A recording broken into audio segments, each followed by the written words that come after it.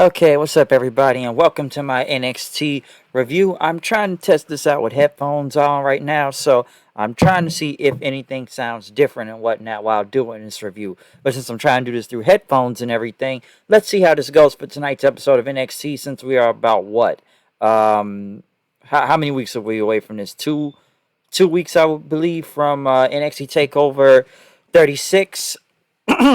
A lot going on in this show. Some very strange booking decisions at the same time, though, too. A lot of strange booking decisions, I should say. But number one, they are back live on USA Network since the Olympics are over. No more Sci-Fi Network. And yes, like I just said, they are back live. No Beth Phoenix tonight, though. Just Wade Barrett and Vic Joseph out there. So we did kick this show off, though, with Dakota Kai and Saray. A very good match, as my friend would describe. Who can kick whose head off first in this match? And since Ember Moon, who was supposed to wrestle tonight, she could not make it. Apparently, she has an injury and whatnot. That's why they sent Sarai out there. Dakota Kai ended up getting the win, though, with a big pump kick and whatnot. Dakota Kai ended up hitting her in the face again. We know Raquel Gonzalez was arriving from the parking lot, and Gonzalez came out and chased her off. Gonzalez got on the microphone saying that Kai will not beat her, and she will never be the champion, and that at TakeOver 36, this is 36, right? It's a TakeOver 35.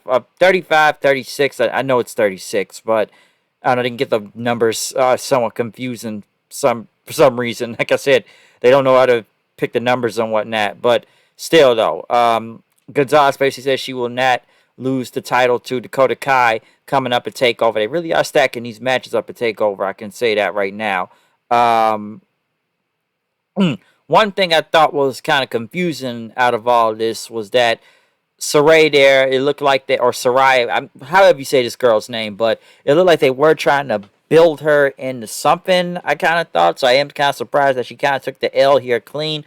But at the same time, Dakota Kai is next in line for the title and fighting at TakeOver, so it makes sense. But I just kind of thought they would probably protect Sarai a little bit more out there, given that they've given her a couple wins here and there. I know we don't see her a lot, but I kind of figured they would kind of keep this streak kind of going and whatnot. But they did have Dakota Kai go over her right there, so it's got to build up that match for TakeOver and whatnot. Hit Row.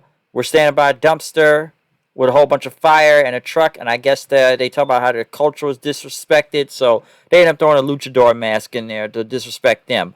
Ilya Dragonov came out. Basically, this is his first time, I believe, on the American version of NXT. I don't think a lot of people knew who he was out there. This segment was, I don't know. My friend says that the crowd really did not know who this guy really was, or really didn't react much from him, but, Dragonov came out. Where he comes from, words mean nothing, but pain means something. And, struggle means something. And that the fighting spirit means something. And, he put a lot of strength into his mouth, but it's into his fist also. And, talk about he will do the unthinkable. And at TakeOver, he will beat the unbeatable champion known as Walter and become the new UK champion. But next, Pete Dunne came out. Dunne basically said, you need to thank me on being a former UK champion. I was carrying this whole UK division, just the country itself, on his back. And that Dragonov there wouldn't even get a chance to wrestle Walter if it wasn't for me and my success and whatnot, as Dunne said. But Dunne went on to say, he's still in the UK, I put you in your place a long time ago and whatnot. And he's given himself, basically to get you to the top right now. Dragonov said, he's going to do the impossible by beating Walter, and that's something you couldn't do, as he said to Pete Dunne. And Dragonov challenged him to a match tonight. Dunne said after the night, you won't even make it to TakeOver and whatnot. So, good promo, though, by both of these guys. Like I said, I don't think a lot of people knew who Dragonov was, but not a bad promo at the same time, too. So, pretty good. I'll give it that. Now, we'll get into that match later on, because that's where the confusing part comes in.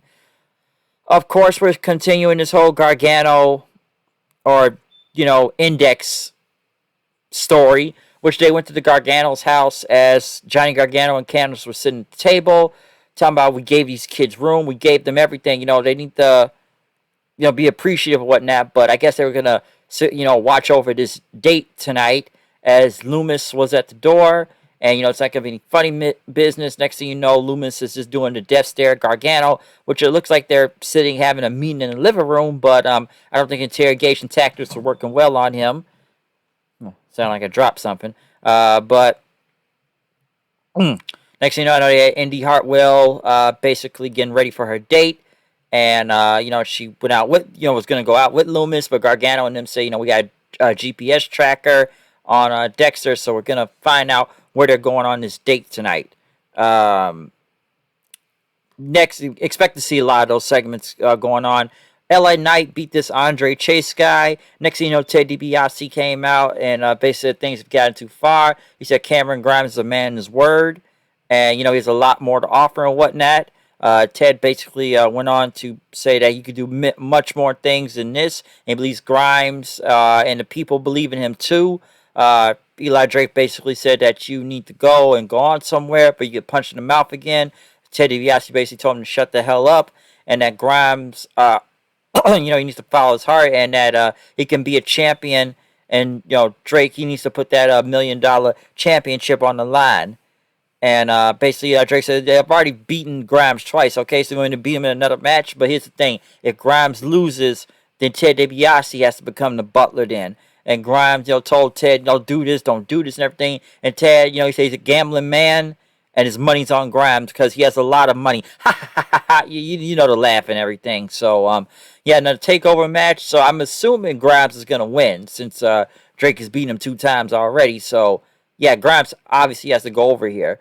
They had a promo for Gigi Dolan, a whole bunch of black roses. I know that, and basically says she's gonna do this alone and whatnot. So. We'll see where she goes in a second, which Gigi Dolan had a match against Mari Miller. I don't really know who this girl is, but Gigi Dolan getting a match out here. This was not bad.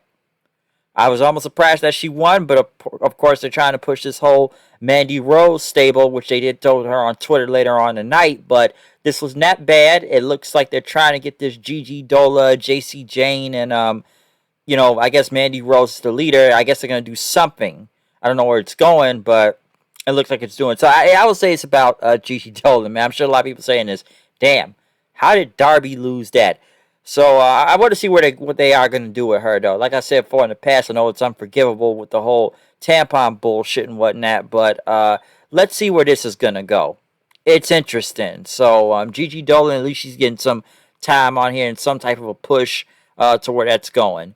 I know they went back to the date with Indy and Dexter at a restaurant. Basically, Indy ordered everything and whatnot as Candice was on a walkie-talkie and she ended up getting caught then. William Regal had a whole bunch of security team out there for Adam Cole and Kyle O'Reilly. Basically, talking about their match at TakeOver will be a best-of-3 falls. And, each man will choose a stipulation.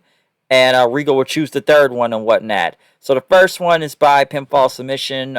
Kyle said, and that, Cole's ego is going to be broken and whatnot from a simple match like this. And Cole basically says, you're delusional, I'm better than you in every way.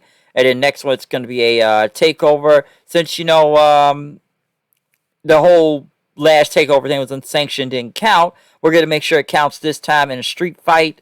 Cole basically said, you're not going to need a third fall because he's going to end this whole thing at TakeOver. He's sick of Kyle. And basically, he said he tried to be a nice guy and everything, that, that tries to kick you in the nuts and whatnot. But, Cole says he's going to end this. O'Reilly said, I'm going to take Cole down for good because he simply doesn't care anymore at this point, as O'Reilly said. But Cole said, you sound like a moron now. Listen, I've taught you everything. You've been following my footsteps over 13 years now, riding my coattails and everything. But now this is over. You will never beat Adam Cole. I'm untouchable. I'm the biggest thing NXT has ever have, and that this whole cool Kyle thing that you're trying to do right now is soft and everything. And, Riley like he's getting ready to fight, but Cole said, you're nothing. Okay, next thing you know, both of these guys start fighting each other. And then William Regal says the third one is going to be a steel cage match. And this is a great promo. The thing is this, I've seen this match before, okay? We can go back a little history right here. If you remember Johnny Gargano and Adam Cole, these are basically the same matches they had in their 2 out of 3 falls match. It started off with a regular match. Next it was a street fight. And the last one was a steel cage match. And like I said, basically the same matches. Go back up. Go back with Cole and Gargano. Even the same promo almost. Like, basically almost identical when you think about it. So, I was like, I know I've seen this before. And it happened before with Cole and Gargano. Now it's Cole and O'Reilly. And basically, we've already seen Cole and Gargano, not in Gargano, but Cole and O'Reilly in a street fight. We've seen them in a regular match at the Great American Bash. So basically, we're just rehashing matches and we're just going to put a steel cage match. Honestly, did it need to be a 2 out of 3 falls match? Could it just been a steel cage match and gone on from there? I would have gone with that. But I'm sure everybody's questioning now that is Adam Cole going to re-sign with the WWE? Could Takeover be his last match since his contract is going to expire after SummerSlam? I don't know, okay? Will he sign a new deal? Apparently he's being offered $1 million by Vince, so we'll see what happens. They had an Imperium promo, which MSK ended up mocking them in, which they do have a tag team title match next week, which honestly their entire feud has been made up of video packages with Imperium and MSK. They've done nothing but talk this whole time, not even meet face to face. So, video package promo feud. Next, breakout tournament, Odyssey Jones versus Trey Baxter. Jones basically murdered this man out here and killed him.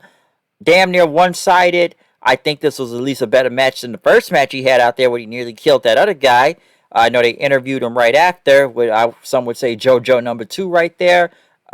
Basically, he was excited. He's going to the finals. And, he said, hey, mama, I made it. So, Jones, they are behind him, and the crowd seem behind him, too, for Odyssey Jones. I know someone trying to call him the new Mark Henry. I don't see that. But he's still pretty green out there. I will say that. He had a better match this time, but still pretty green. Baxter, I'm surprised he just got killed out there, though. And Trey Baxter's not bad. I've seen him before as Blake Christian and Impact, but I didn't think he'd get destroyed. Kushida came out of William Regal's office, and Malcolm Bivens basically said the Cruiserweight title will be on the line next week. Boa, there was no Xia Li out there with, Mei Ling. I guess Xia Li may be still hurt from the match with Raquel Gonzalez after the whole rib thing. Boa went against Rockstar Spud out there, which just was very strange. One, why is Spud doing the job to Boa? Boa, he's not really that good, I'll say that. And number 2, why did he need the help to beat Spud? Yeah, Mei Ling did the whole miss thing and whatnot, but did this guy really need help to beat Spud of all things? Like, this could have been a squash match. I'm surprised they had that much back and forth, because I'm sitting there like, I know they got really nothing for Spud right now, but still, why is he doing the job at the same time? And then again, why does Boa need the help to beat Spud out of all people? It's Spud, okay? So I don't understand that. And listen, I've been looking through Twitter tonight. I'm already seeing people call whatever this whole Tien Sha thing, or just the Mei Ling character right here. Basically looks like another version of Su Yung, but less scary and I don't maybe say less more intimidating. At least Su Yung, I would say at least is, her gimmick actually works in some ways, with the whole undead bride thing and whatnot. It looks pretty cool, too. But I don't understand why Boa needed help to win. Very odd booking right there. They went back to the whole date thing with Dexter and Indy and whatnot. Basically, Gargano was posed as the waiter. And, I guess they were going to get dessert and whatnot. And I guess Indy looked like she was gonna kiss him. But then she cut the camera, putting her hand in the face of it, which, it's kind of crazy. How did they know a cameraman was there the whole time? And my friend, Steven brought this up to me, so we're not going to address that there's been a camera crew following them this whole time, from back at Gargano's house to the restaurant, but now it's like, oh, you can't see me make out with him, so I'm going to put my hand in front of the camera like this, and no one will notice then. But, you should have known the cameramen were there the whole time in his restaurant, so very strange. I know they had a video package for Samoa Joe and Cross, that wasn't bad. In the main event, we had Dragonov and, Pete Dunne, which was a very good match, but I don't understand the ending right here. Okay, Walter comes out, but Pete Dunne still goes over the challenger before Takeover. And yes, they protected Pete Dunne for a while now, but still, why did this he need to beat Dragonov right here? And here's another thing. Walter gets in the ring to attack Dragonov, but Dragonov ends up taking him down and getting the upper hand over the champion. Why couldn't he just won right here? I don't understand what's going on with that. Couldn't you just have... Then again, why do this match if weren't going to have Pete Dunne lose? I don't understand that. So, why beat the challenger 2 weeks before Takeover? That doesn't make a lot of sense. I don't know, man. Strange booking on this show tonight. I know some people saying NXT is dead or whatever, this rebranding thing, since we just fire motherfuckers left and right from NXT nowadays. But I don't know, man. Is this part of the rebranding? I'm not really sure where that's going. But, you know, even my friend said at least Dragonov was more over here than he was earlier in the night. And people seem to cheer this time, maybe because of the action and all that. But, yeah, some already say NXT is dead. NXT's dead. NXT's dead. I don't know. So, not really sure what to say about that. But still, main event match was really good. I really enjoyed it, but still, the booking on the show is very strange, though. So, I don't know what's going to happen, and with just all these releases of NXT talent lately, who could be next, I'm not sure. But apparently they're going through this whole rebranding thing and want to focus more on younger talent, even though they have been focused on younger talent. I'm not really sure where this is going. But, hey, we'll see what happens. Other than that, I'm out of here. Comment, subscribe, follow me on Twitter at HoodNight890. I'm done with this review of NXT. See you guys later. Peace out. Hopefully my headphones worked.